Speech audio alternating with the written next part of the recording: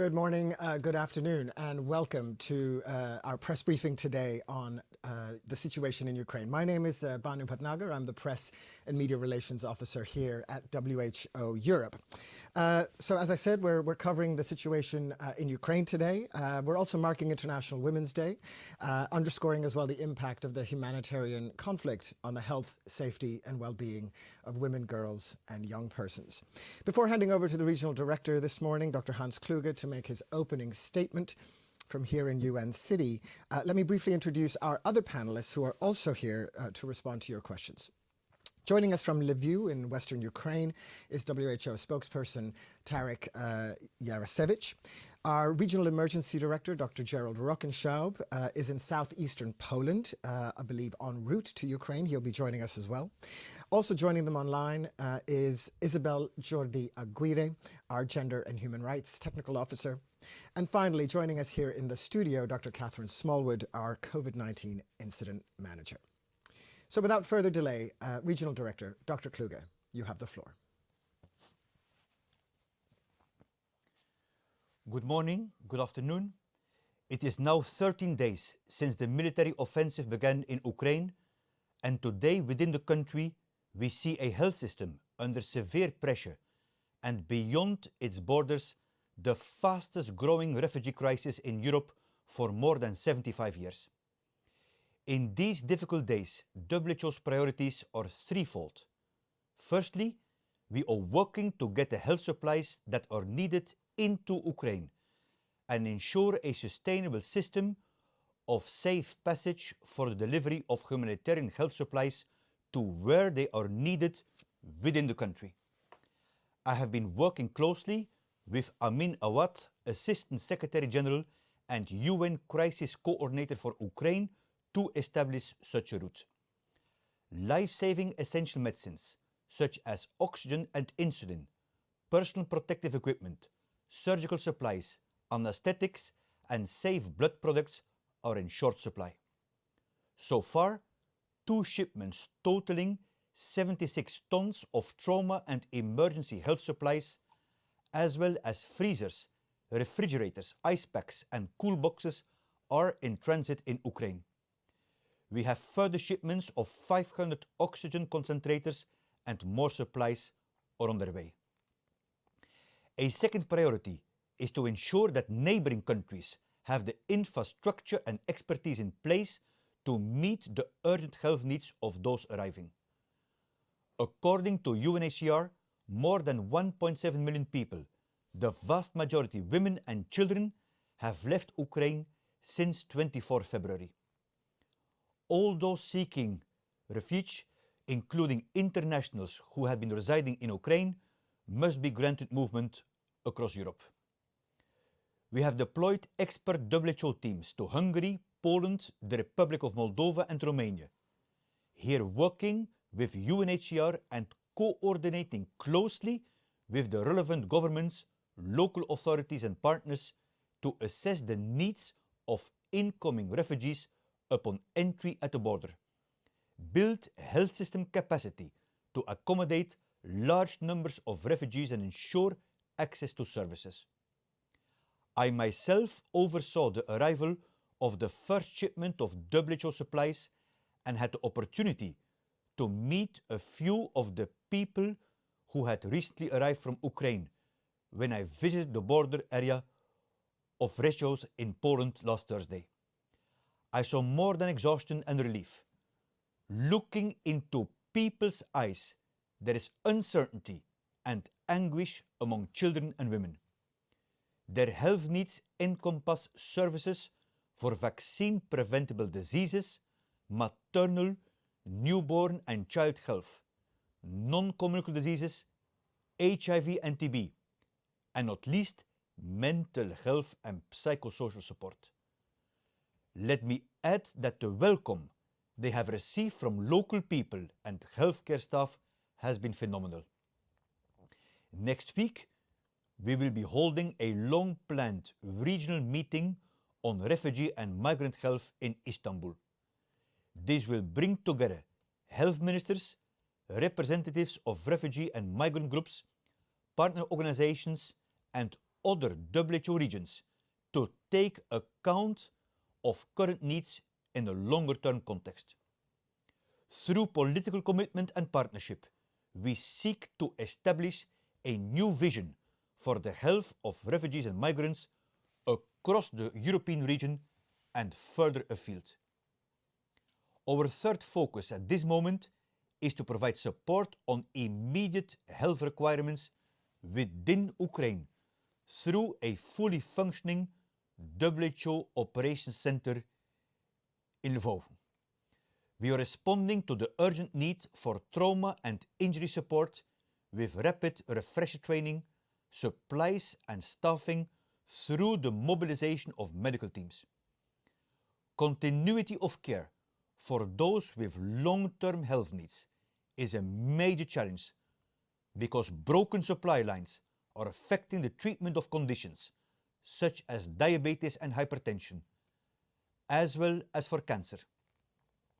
According to UNFPA, an estimated 80,000 women will give birth in the next 3 months without access to critical maternal care.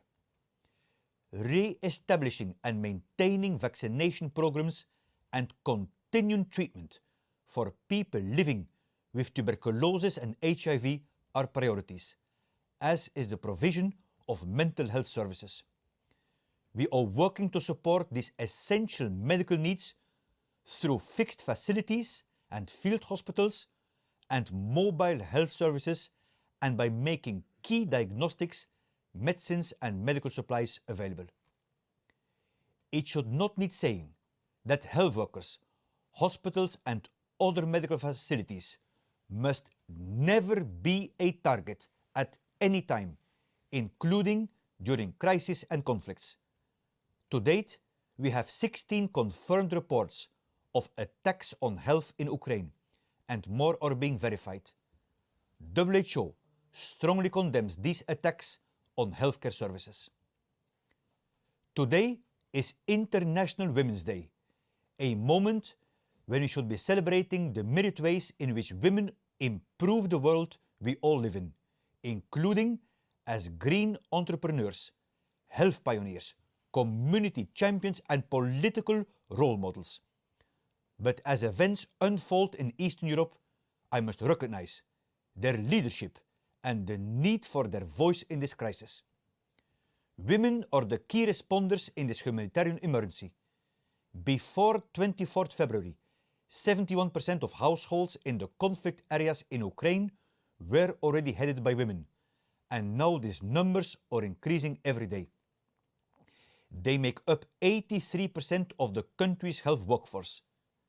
Women are the breadwinners whilst caring for children and the frail. They are organizing and distributing assistance and aid, and they are risking their lives to deliver life-saving health services. In conflict situations and when displaced, women face specific risks and have particular health needs. Past conflicts have shown us that adolescent girls, women with disabilities, and elderly women are in the most vulnerable situation. They face an increased risk of suffering attacks by people outside the home and by armed groups, as well as intimate partner violence and sexual abuse and exploitation. The health needs of women and girls, including emergency obstetric care, maternal health, reproductive health, and response to sexual and gender-based violence must be prioritized. Women are key players in reducing conflict and advancing stability as their participation increases the chances of ensuring lasting conflict resolutions and peace. Yet, they almost always remain absent from negotiations. On this International Women's Day, I express my deep appreciation for their invaluable contribution to health and well-being today and every day. And I will work to ensure that the specific health needs of women and girls are embedded in the response to this humanitarian crisis. Let me now provide a brief update on the COVID-19 situation in Ukraine and across the European region. Remarkably, Ukraine has maintained its COVID-19 surveillance and response system. I commend my Ukrainian colleagues in this regard and encourage them to continue. 731 COVID-19 deaths were reported to WHO from Ukraine last week, and sadly, this number will increase as oxygen shortages continue.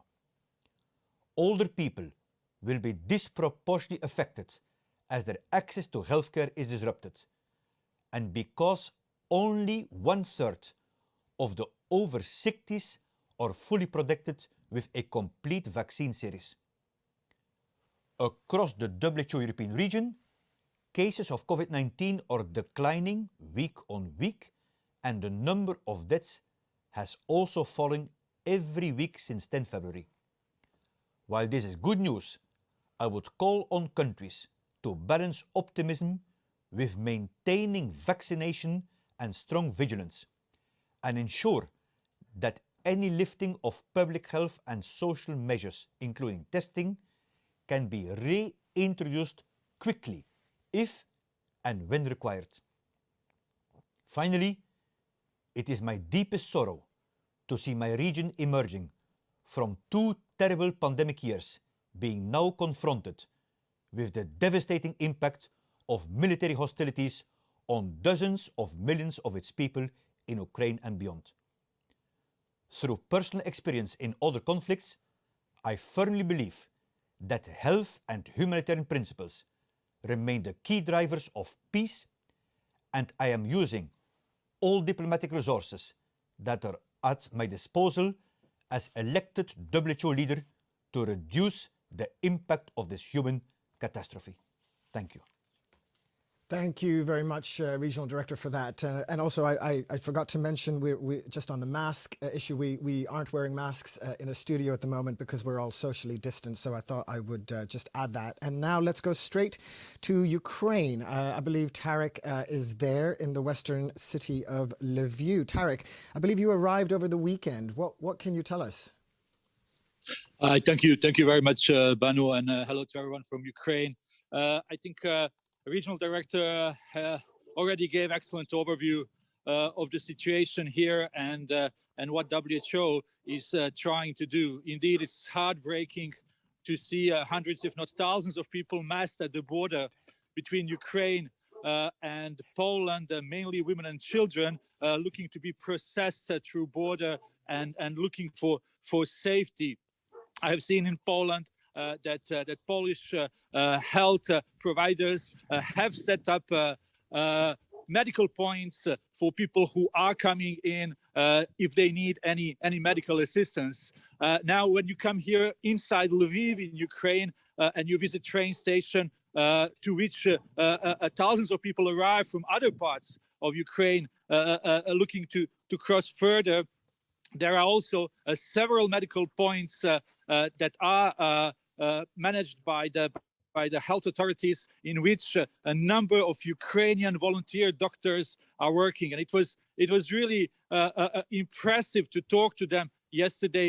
Themselves, they are internally displaced people, but they decided to stay here in Lviv and care for those who come, women and children, after a long trip. Usually need first medical assistance. But let's not forget that the worst situation is further in the east. Hundreds of health facilities are either in the areas that have changed the control or along fighting lines or within 10-kilometer zone of that. Healthcare workers and healthcare facilities need supplies, they need power, they need water. I just talked to a doctor here in Lviv who is in touch with her colleagues in most affected areas in the east, and she was telling me that people simply cannot access health centers and hospitals because insecurity, because damaged structure, and that's not only the case for patients but also for health workers who are risking their lives to get to their workplace. As Regional Director said, our priority is to bring supplies whenever we can and in a way we can across Ukraine. Out of those 76 tons that are inside Western Ukraine here last evening, we were able to dispatch 5 tons of surgical supplies to Kiev in cooperation with the health authorities. So really, a healthcare system needs our support. WHO is here. We will continue to do our best to protect health system and to assist health workers of Ukraine. Thank you, Banu. Thank you, Tarek, and do please stay safe as you carry on your work. I'd like to start bringing in some questions now from the press, if that's all right. So we'll do a mixture of live questions, and we've also received some questions in advance for people who couldn't attend. I'd like to first give the floor to Johanne Monte from RTBF. Johanne, please unmute yourself and ask your question.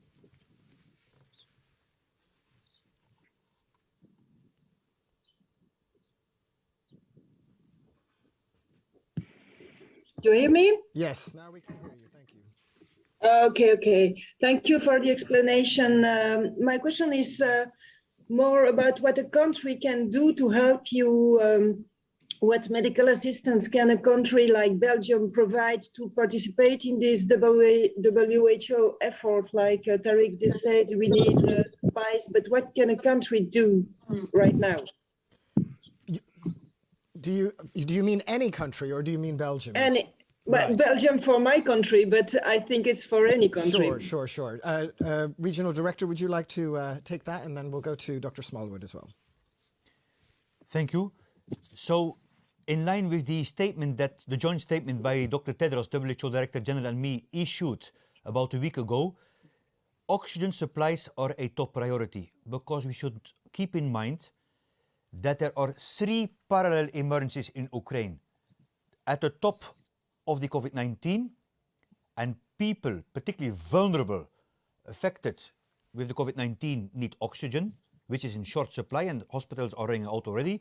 Number 2 are the outbreaks of poliomyelitis, so there is a need for mass vaccination of the children.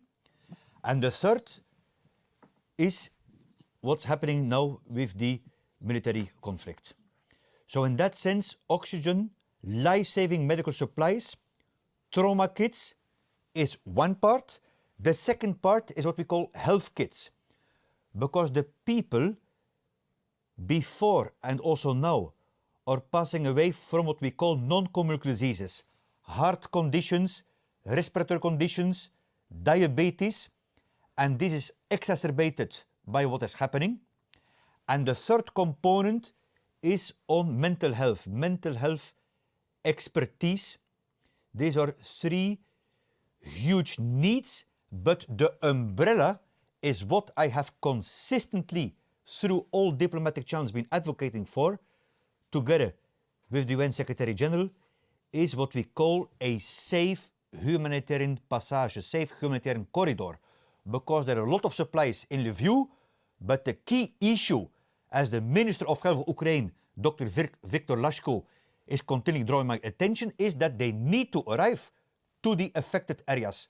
So there, the international collaboration to have a safe humanitarian corridor of life-saving humanitarian supplies is the top priority. Thank you, Dr. No, okay, great. That's fine. I hope that was good for you, Johanna. We'll go now. I have a question, Tarek, that's for you. I'm just jumping around a little bit because I appreciate that you might have to leave soon. There's a question, Tarek, for you. Could you clarify how the sort of tons of surgical equipment was able to reach Kiev, if it has reached there, and have the Russians let it through the various conflict lines? Well, we are really looking into best modality and what is feasible. Just yesterday, we had a meeting with the health authorities looking into how we can find this. We did get confirmation that supplies have arrived overnight to Kiev, and medical authorities there will dispatch them further. But again, without specifying precise details, we look into all possible modalities to do that. And as the regional director said, we need all UN system and member states as well to work to ensure there is unhindered access for all humanitarian assistance, not only health. Thank you, Tarek. We'll go now to Jamie Keaton of the Associated Press. Jamie, please unmute yourself and ask your question. Good morning. Thank you very much. Dr. Kluge, I'd like to just drill down on a couple of points you raised, if you don't mind. The first being that you mentioned the attacks on healthcare facilities, 16 attacks. Can you tell us where those attacks are coming from? Does that incapacitated the healthcare facilities? Just if you could tell us where those are as best possible. And then the second question I have has to do with the humanitarian corridors and the evacuations that are trying to be worked out and maybe are being worked out. What role, if any, does WHO have in that in terms of helping to participate and get aid, healthcare to people who need it, who may be evacuating from some of the conflict areas? Thank you so much. Thanks, Jamie. So we'll just reverse this slightly and take your second question first, Regional Director. Yes, hi, Jamie. So on the humanitarian corridor, as I was mentioning in the statement, we're working very closely with the UN Special Envoy for the crisis on Ukraine, Amin Awad. And this, of course, is discussed in New York, but on the ground, we are keeping also all diplomatic channels open because we need particularly both parties to agree on those principles. But meanwhile, as Tarek was telling, the clock is ticking. So in that sense, by hook and by crook, we need to get whatever we can already to the affected areas. When we know from previous conflicts, when more doors are being closed, the health diplomacy becomes the key one. Our principle is health for all, and the top priority is to get the life-saving humanitarian medical supplies to the people in need wherever. Thank you, Regional Director. And on your first question there, Jamie, on the location of some of these attacks, I'm going to go to Dr. Smallwood. Dr. Smallwood, would you like to come in on that one? Thank you, Banu, and hi, Jamie. Just to clarify that WHO defines attacks on health as any instance of physical violence, obstruction, or even verbal violence inflicted that interferes with the provision of health services to populations. And we've seen attacks on health happen in pretty much all conflicts. As you said in the question, we've had documented or verified 16 attacks with different levels of certainty. These have led to what we know of at least 9 deaths and 16 injuries, and they've happened in various large cities and around the areas of conflict line. And we are not specific in our public information about where those specific attacks are. Many of those have been reported in the public domain, but we keep some of those details not in the public domain for purposes of protecting healthcare and not putting them at risk. But this includes direct attacks against health facilities or hospitals that have been damaged. This also includes appropriating health infrastructure such as ambulances. It includes diverting ambulances and using them for purposes that are not directly related to the provision of healthcare. So that's what I can say at the moment, and we will continue to update those numbers. They've been increasing quite rapidly over the past few days. This is something that we have publicly on our surveillance system for attacks, which is online and tracks attacks in various countries and various conflicts around the world. Thank you very much, Dr. Smallwood. Let's take a question now from our press corps here. David Williams of Xinhua News Agency. David, if you could ask your question. Thank you. What does the WHO have to say about reports of racism towards non-European refugees escaping from Ukraine? Thank you very much. Nice and short. Dr. Kluge, please, if you could take that first. Any such instances are unacceptable. The non-discrimination principle is according to international humanitarian law, and it's very, very important. and there is no any deviation. I was mentioning that we have next week a long-planned inter-regional meeting on the new narrative on migrant health in Istanbul at a high level with participation of countries from the African region. The regional director of WHO, Dr. Maweti Chihedi, will be there. Also, the regional director of the Eastern Mediterranean region, Dr. Ahmed Al-Mandari, and we have countries from the Eastern Mediterranean. And this message also reached me, and we're going to put special attention in the outcome document of that meeting to put this issue very, very high. I can assure you that this office has done everything in its capacity to safely evacuate dependents of the African region and other ones, including personal support of many, many staff members to get them safely out with maximum dignity. Thank you.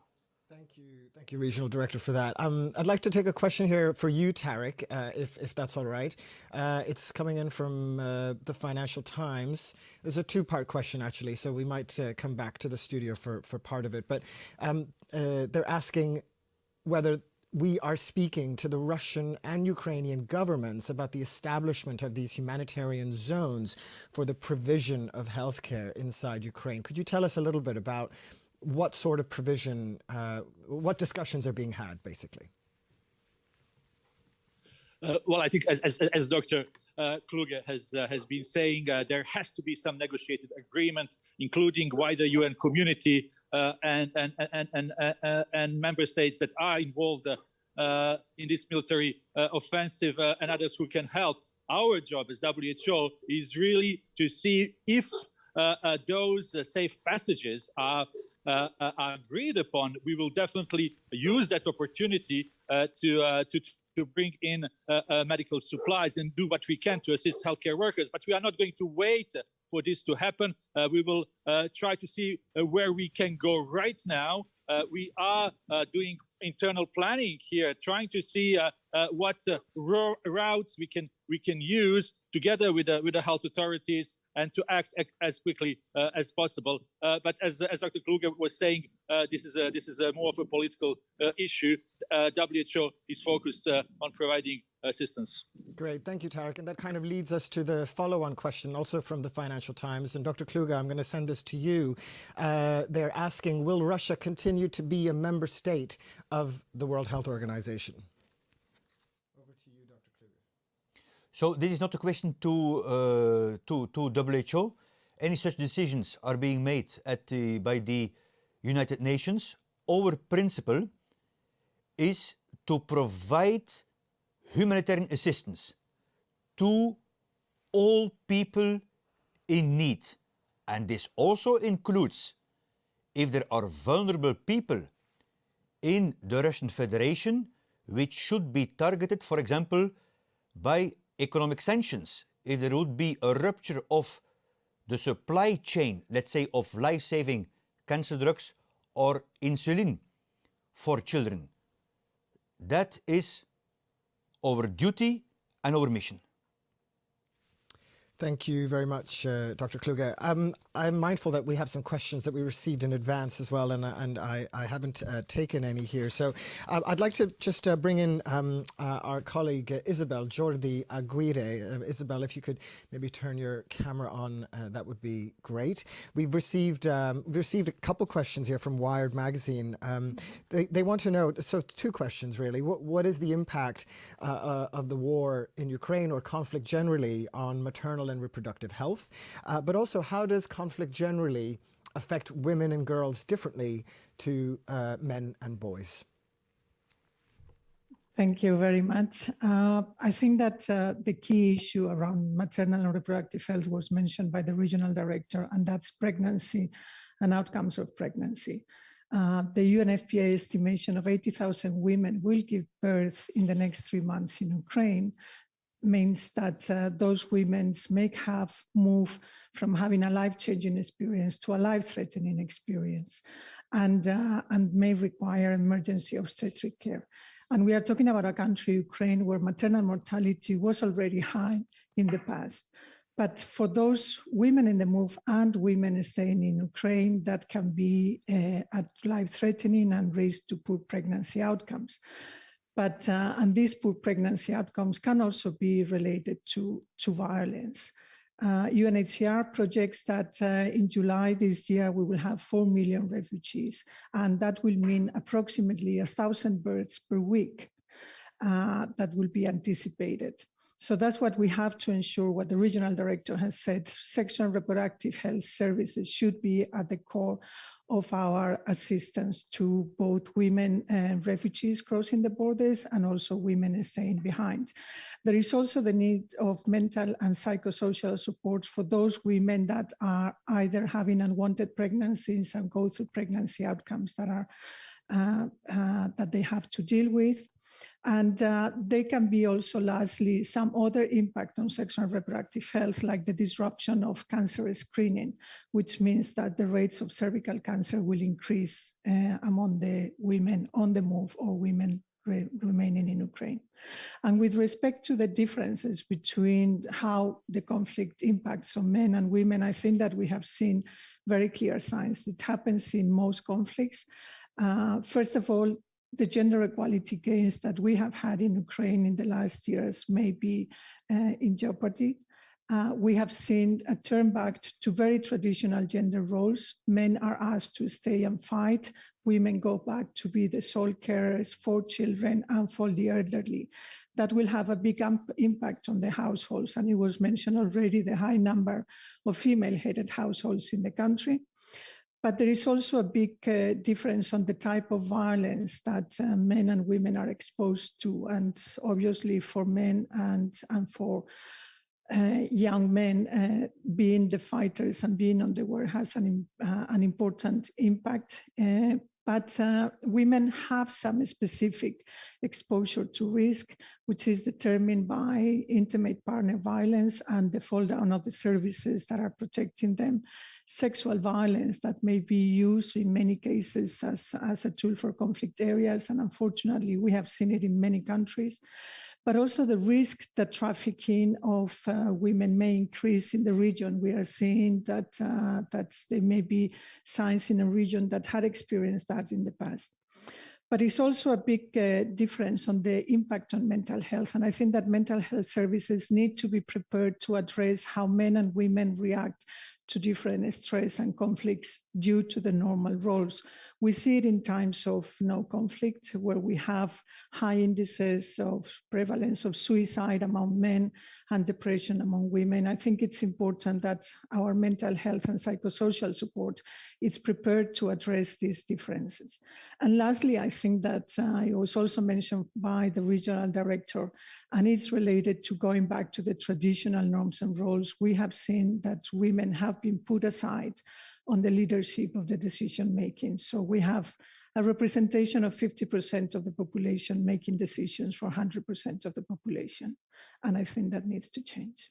Thank you. Thank you very much, Isabel, for that comprehensive answer. Let's take a question from the press corps now. Jan Dirk Herberman, if you could unmute yourself and ask your question, please.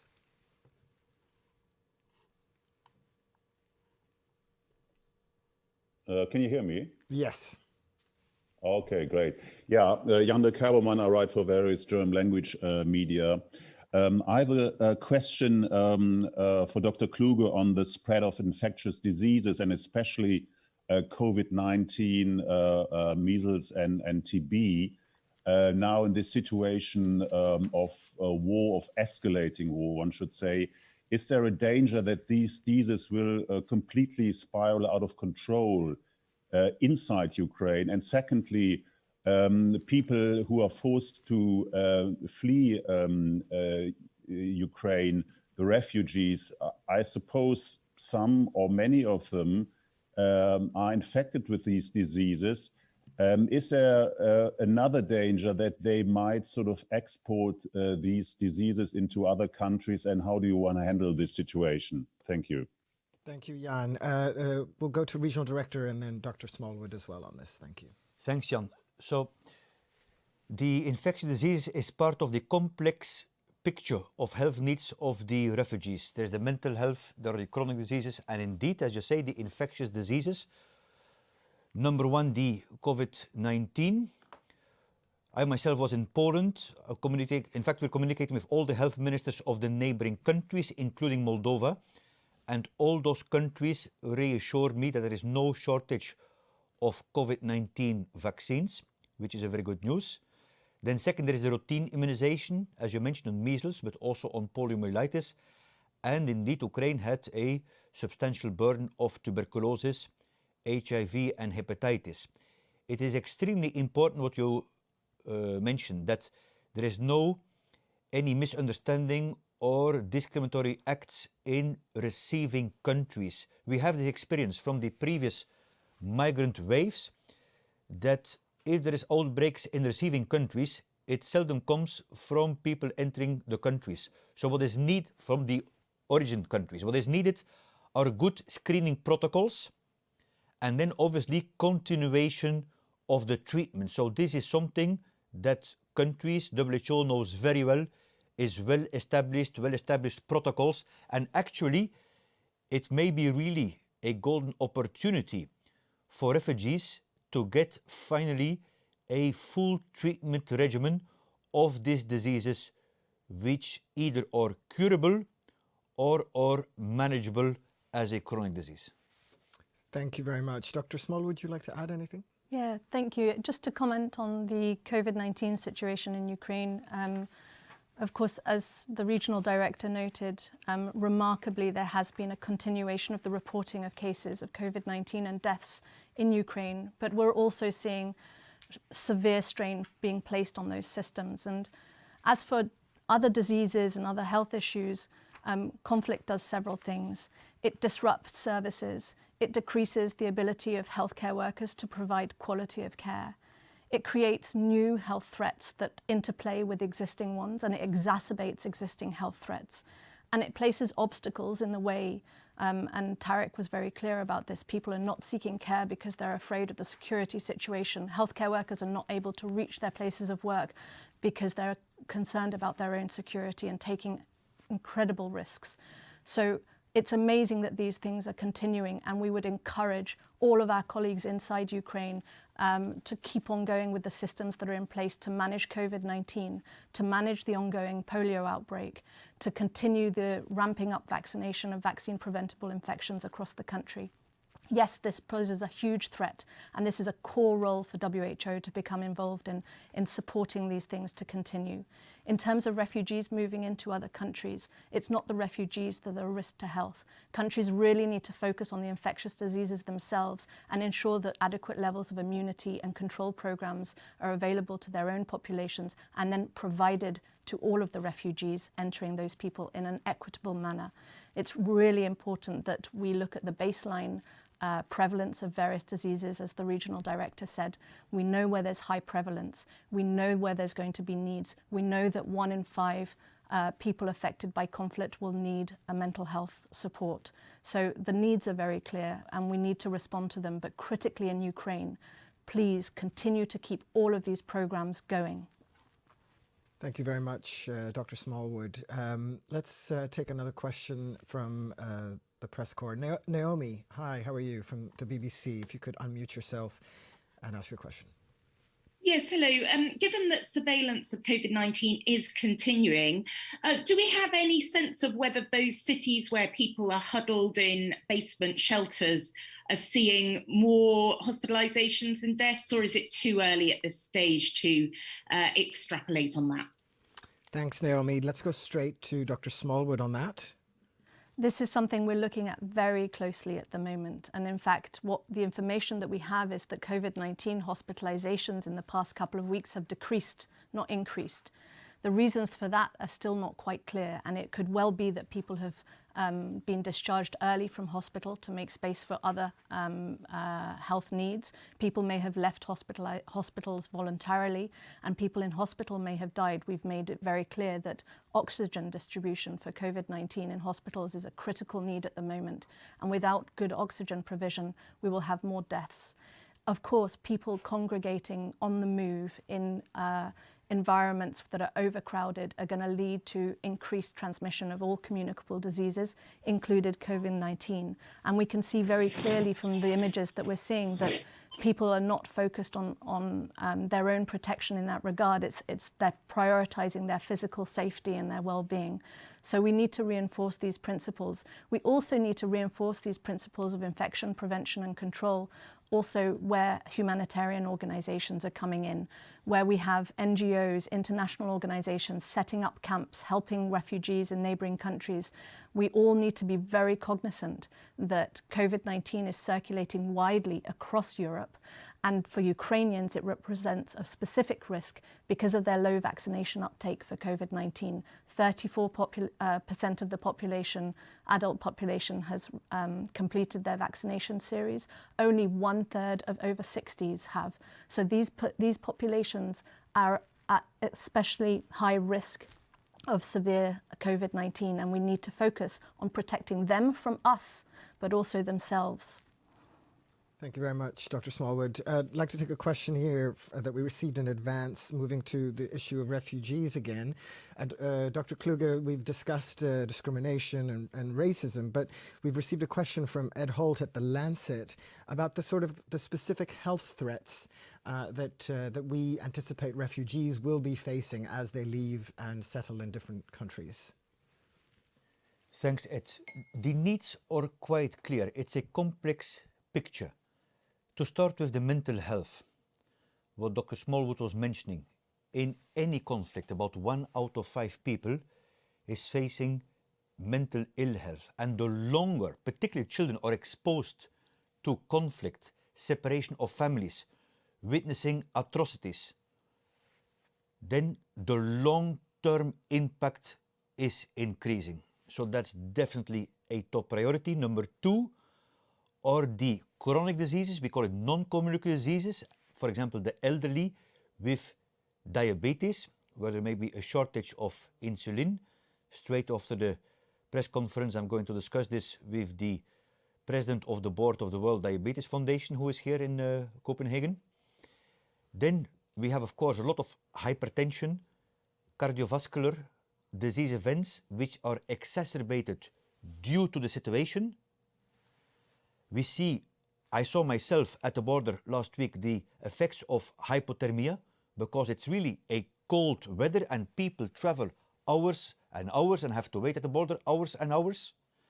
And then, as we discussed at length already, the infectious diseases going from the COVID-19 to routine immunization like poliomyelitis and measles, to the tuberculosis, HIV and hepatitis. But the good news is that there are protocols. There's a lot of hospitality and readiness. I visited also the hospitals at the border in Poland. But again, I come back to the same point I have been making during the COVID-19 briefings. We have to take care of the mental health of our health workforce. When I was talking to the medical directors of the hospitals, they were telling Dr. Kluge, we are so much ready to receive the refugees and take care of them, but our workforce is exhausted after 2 years of COVID-19 pandemic, and now this is coming as well.